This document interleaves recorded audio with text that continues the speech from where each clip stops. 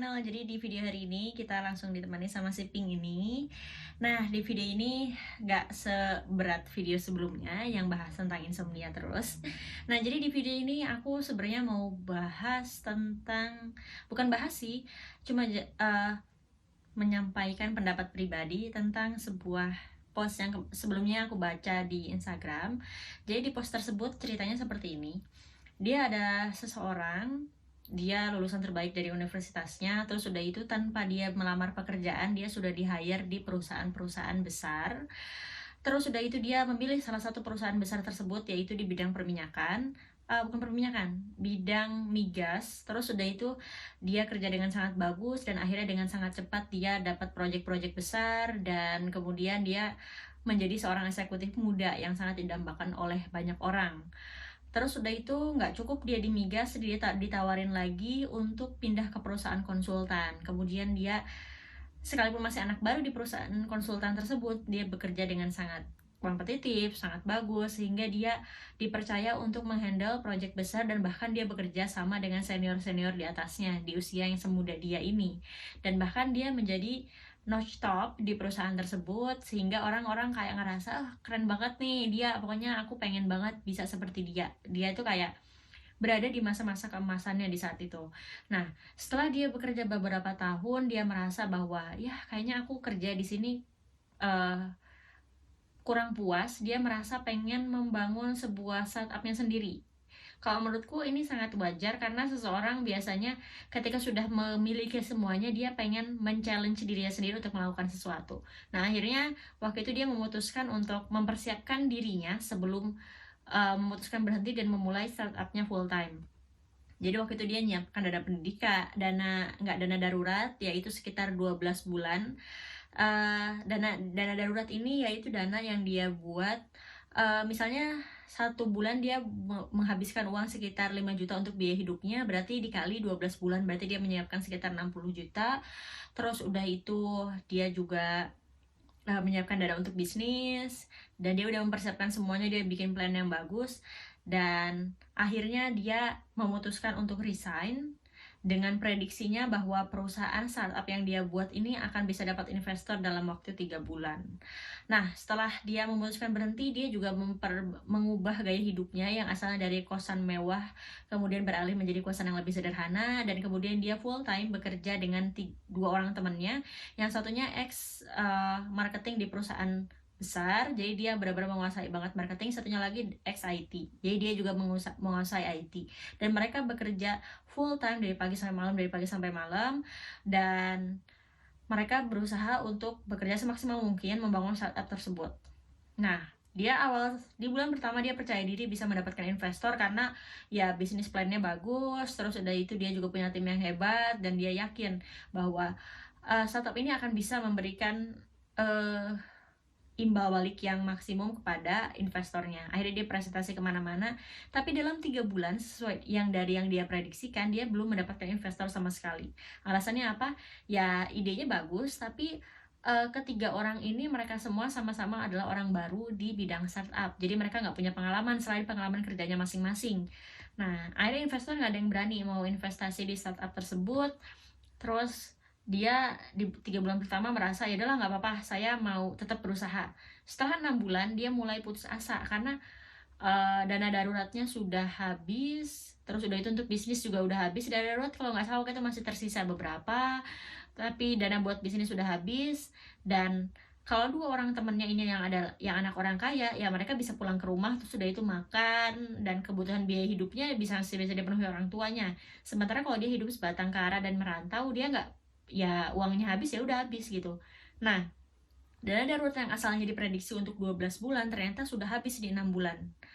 Terus udah itu dia juga tetap belum dapat investor. Akhirnya dia mulai mengurangi lagi, yang asalnya dari kosan sederhana menurun lagi menjadi kosan yang lebih sederhana lagi. Terus udah itu sampai pada bulan ke-8 dia akhirnya nggak punya uang buat makan sama sekali, sehingga dia ada yang dimakan hari ini dia nggak tahu apa yang bisa dimakan besok.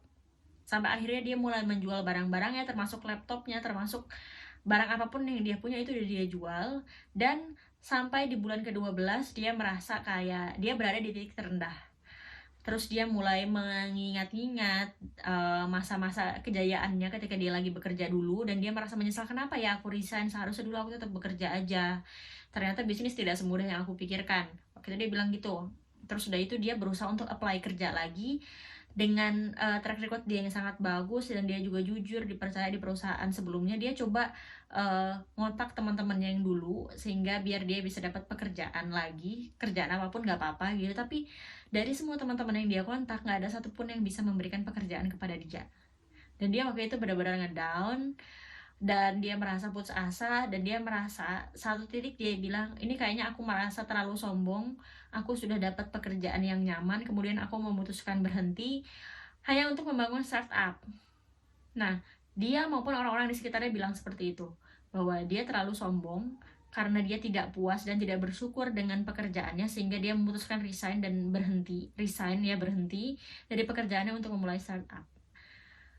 Kalau menurut saya, ini dari sudut pandang saya pribadi, tidak ada suatu keputusan yang salah.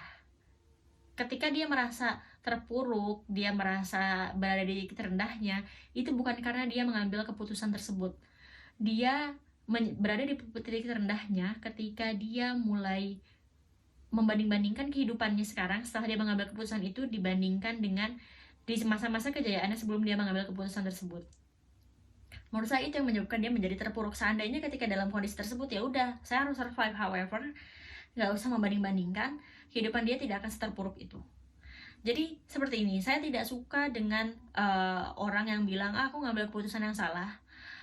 Saya yang dulu itu mengambil keputusan yang salah. Menurut saya tidak ada yang namanya keputusan yang salah.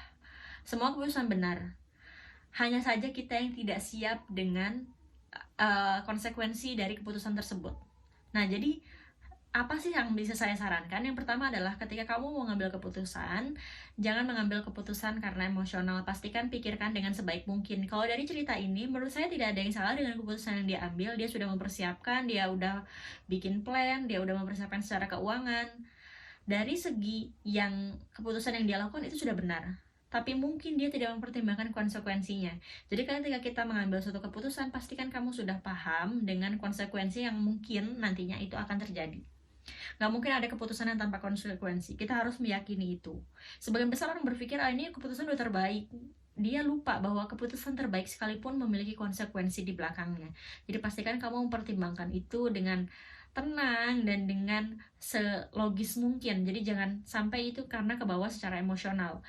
Saya banyak banget lihat teman-teman saya ketika memutuskan berhenti bekerja dan kemudian memulai berbisnis, itu disebabkan oleh hal-hal yang sangat emosional.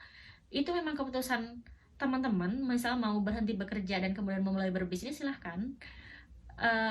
Nggak ada yang salah di situ, tapi pastikan teman-teman sudah paham bahwa keputusan tersebut adalah keputusan yang dilakukan secara logis, dan yang kedua, siap dengan segala konsekuensinya.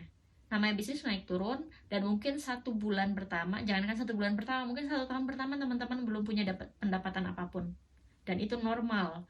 Kalau teman-teman siap dengan keputusan seperti itu, siap dengan konsekuensi seperti itu, silahkan lanjutkan.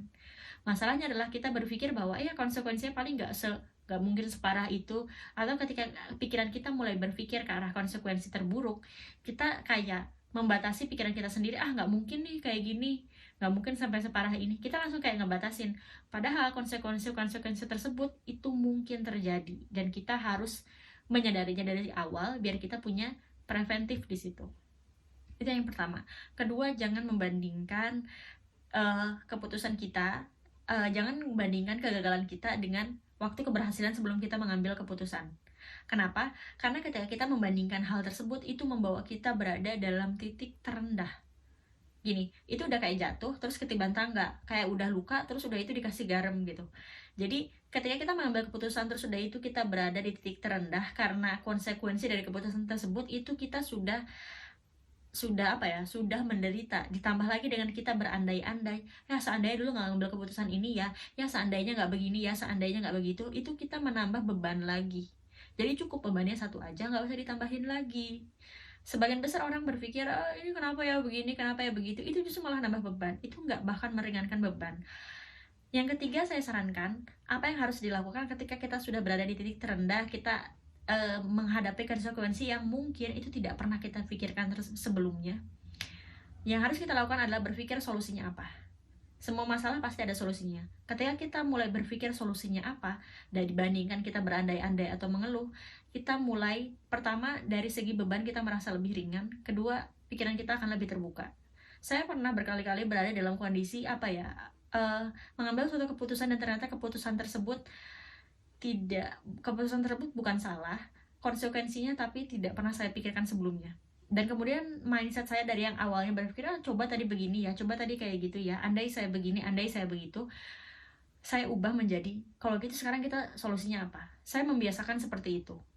Dan ternyata menemukan solusi menjadi lebih mudah. Sebenarnya permasalahannya adalah ketika kita berandai-andai dan kita membiasakan itu, lama-lama itu jadi kebiasaan kita. Ketika kita menemukan masalah, baik itu keputusan yang kita ambil sendiri atau keputusan yang diambil bersama dengan tim atau bersama teman-teman, kita cenderung akan bilang, ya coba tadi begini, ya coba tadi begitu. Menurut saya itu sangat tidak sehat untuk kehidupan kita ke depannya. Jadi saya mulai membiasakan untuk, oke, kalau gitu kita gimana solusinya? Oke, kalau gitu sarannya kayak gimana? Kita langsung berupaya mencari solusi. Gitu. Jadi biar apa? Biar terpuruk ini tidak terlalu lama. Nah, itu masukan dari cerita. Ini ceritanya katanya sih kisah nyata. Saya juga nggak tahu. Tapi kalau misalnya saat ini teman-teman berada dalam kondisi terpuruk seperti di cerita tersebut, mulai pertama berhenti berandai-andai dulu aja. Terus udah itu kemudian cari solusinya. Saya yakin semua masalah ada solusinya. Kalau teman-teman nggak bisa menemukan solusinya, cari di orang lain. Karena bisa aja ada orang lain yang lebih berpengalaman, solusinya seperti ini, mungkin terasa berat bagi kita, tapi ternyata ketika ngomong ke orang lain bisa menemukan solusi dengan sangat mudah, gitu. Saya sering banget menemukan hal seperti ini, kayak udah mumet banget, akhirnya pergi ketemu seseorang, dan dia kayak langsung ngasih solusinya, kayak gitu, mending kayak gini aja solusinya, yang bahkan tidak pernah kita pikirkan sebelumnya. Coba aja deh, ini beneran. Terima kasih sudah menonton video ini sampai akhir, dan jangan lupa klik subscribe dan turn on notification, dan sampai jumpa di video selanjutnya. Dah.